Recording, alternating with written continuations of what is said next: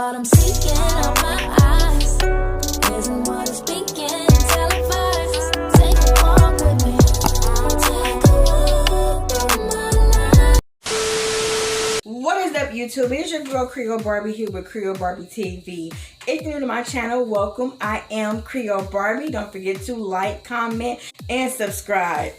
Subscribe below to be a part of the hottest movement around, and that is the Barbie Nation.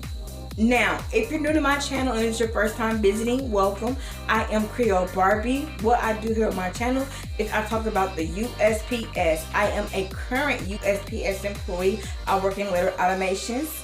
I am currently a PSC, but I just recently got converted to being a career employee, which is a mail processing clerk. All right, so if you guys are new, welcome. If you have any questions, be sure to hashtag Ask Creole Barbie and drop those questions below in the comments below. But before I talk too much, because I do talk a lot in my videos, I want to get straight to the point.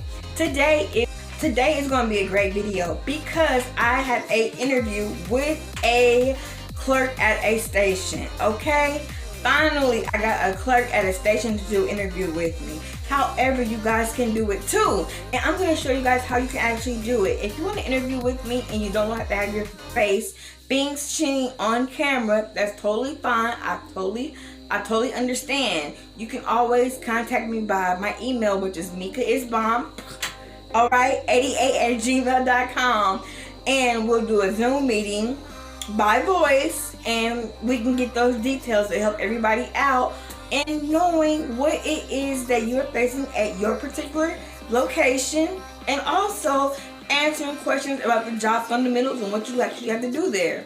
Alright, because everybody has a different story. Everywhere is different, so why not interview everybody? If you guys want to do it, be sure to, like I said, to email me.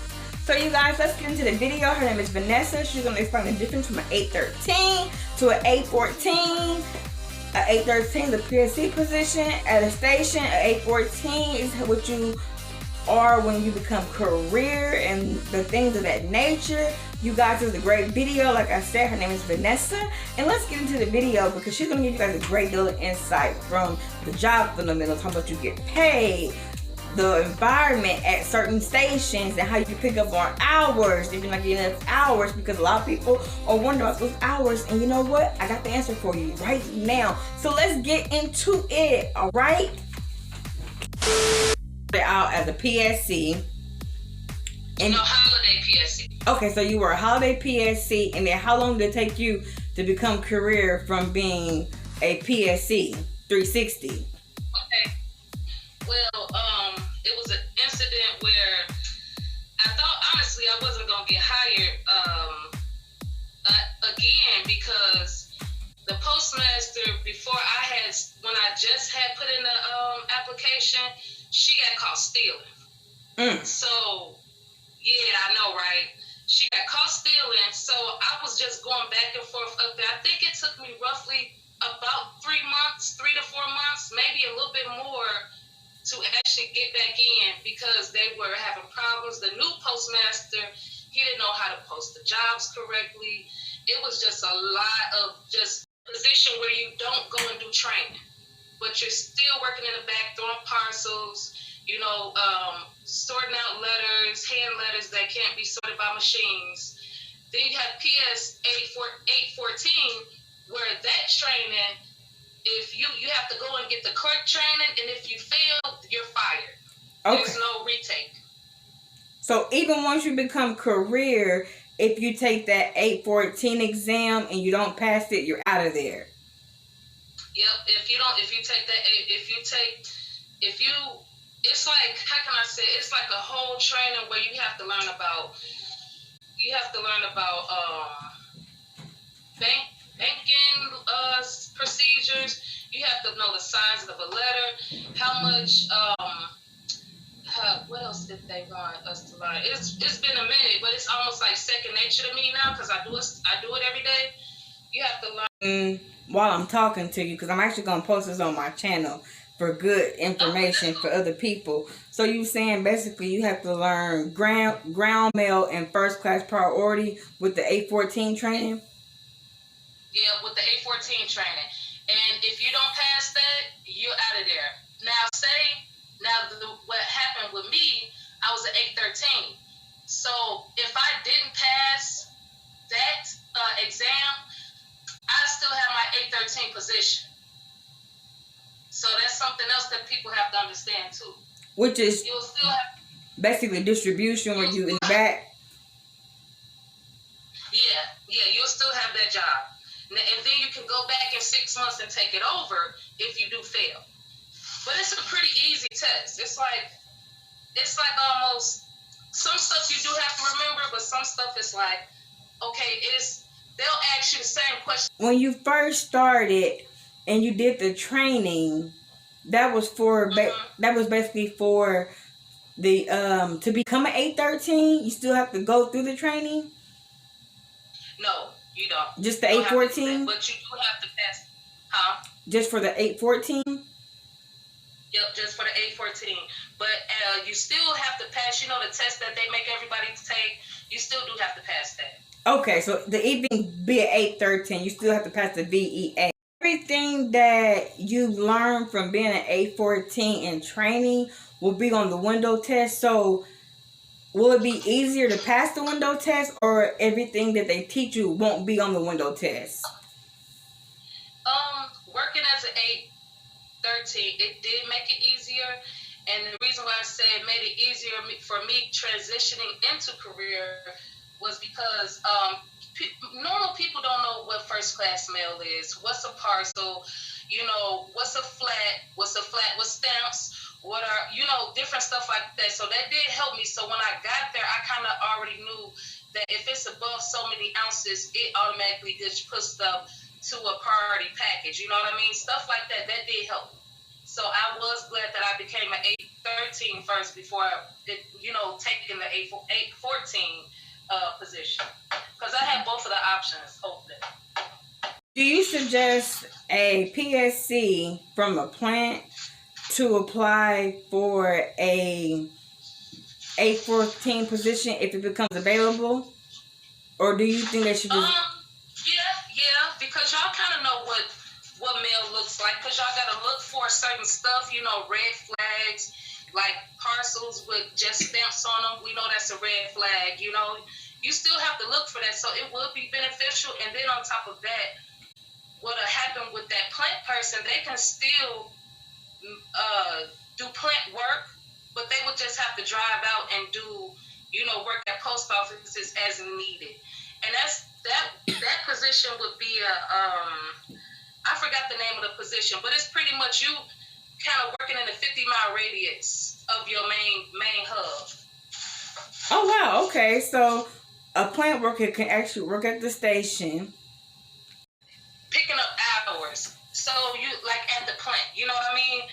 Technically, the new position would be that PSC position at there, but to catch more hours and stuff like that. That's almost like you're not supposed to switch crafts, but in dire needs and stuff like going on, like a pandemic, it was a clerk. She used to be a rural carrier, and they asked her, they were so short-handed, she volunteered to do a route. So stuff like that, you know what I mean?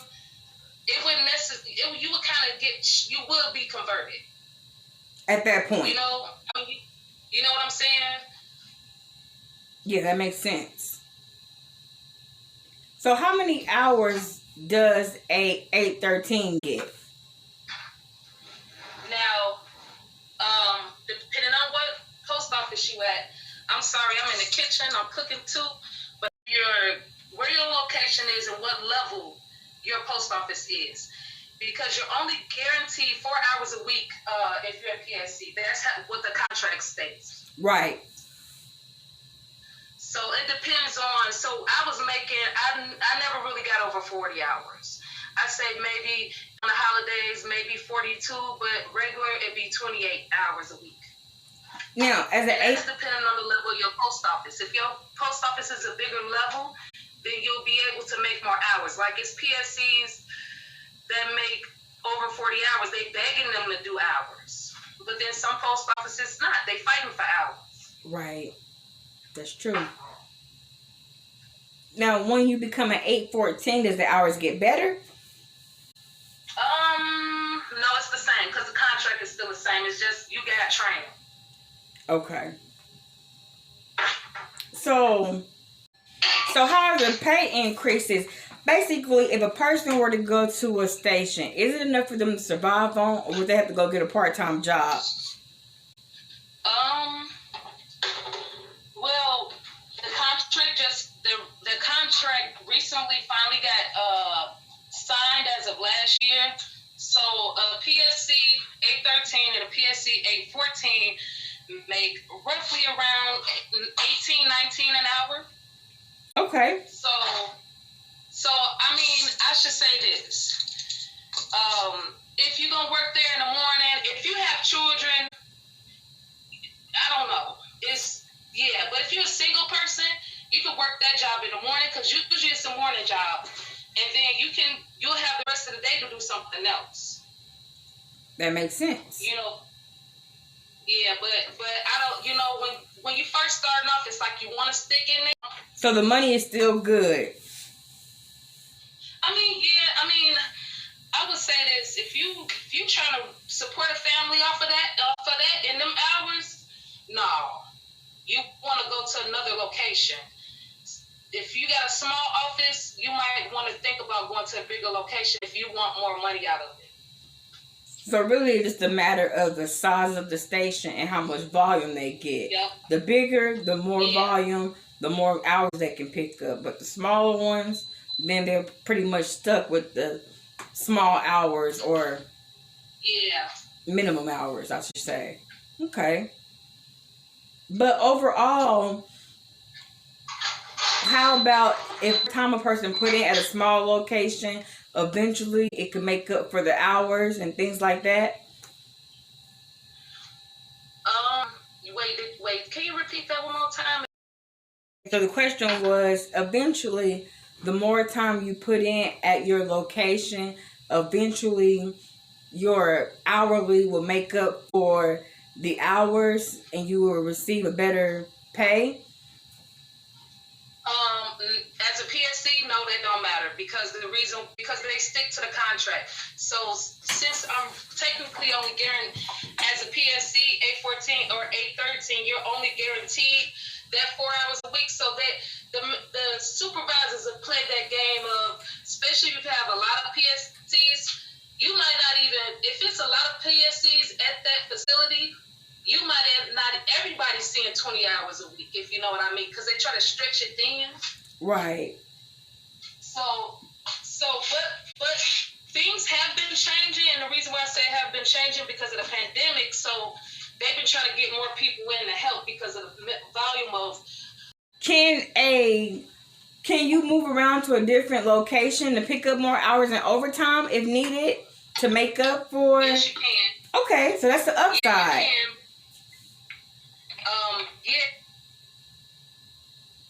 Oh, you just cut out. Hello?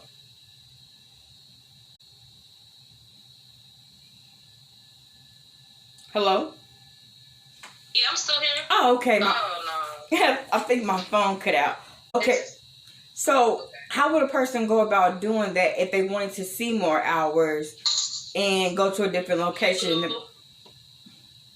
You go to neighboring post offices and you ask to speak to the postmaster, and you make sure you have your ID on you, because remember, you have to have your ID on you in the back. No one, the rule, no one can be in the back unless you got an ID. Make sure you take your ID. And they said and my postmaster said but the postmaster is going to make sure that, hey, you're getting paid under their finance and not our finance. So that's one thing, and I think you might have to fill out a green slip. And you know how it is with some of those supervisors, they be kind of late on stuff. So That's the drawback from that, but it is a good thing because you're getting the hours, Okay, so you just go to the neighboring post office, ask to speak with a supervisor in the back or the postmaster. Either one, whoever's available. And tell them the circumstances that you are an employee in your position and you want to pick up more hours at that location under their finance, not the one that you're currently working that permanently. Exactly. Okay. So that's the upside for someone trying to look into get more money. So really, it's just all about how you make your money. You can, if the money's there. It's now at a small location, like you said. How hard is it to turn over or convert? Is it normal or is it harder because it's lesser career employees, or how does that work? Well, at a smaller facility, it's hard. I don't want to sound bogus, but I got lucky because 2 people quit, and so that pushed. I was the next PSC in line, so that pushed me up. But it's a lot of people kind of. How can I say it? The locals, they just end up moving to the town if they know that they want to stay at this facility. So imagine you got somebody, you've been waiting and waiting and waiting for a career position, and you got people that's not leaving until retirement. That's what's messing up a lot of us coming in, getting these good jobs because they're waiting. They will use those annual leave hours after they retire, so it's still like they working there and you still don't have the position. I saw that. So that's how it is at a small place. Now, I know in my city, right? There's people that are basically converting over from PSC to becoming clerks, right? At the station, they give them an option to actually bid at the plant if there's nothing available at their location. Are you guys the same way, or basically, in order to convert, it has to be at your facility? I know that the new contract that just got signed, they were promoting. So say it's you've been there for 5 years and they just signed the new contract. Instead, what they'll do, So you a career person, but you're like a PSC.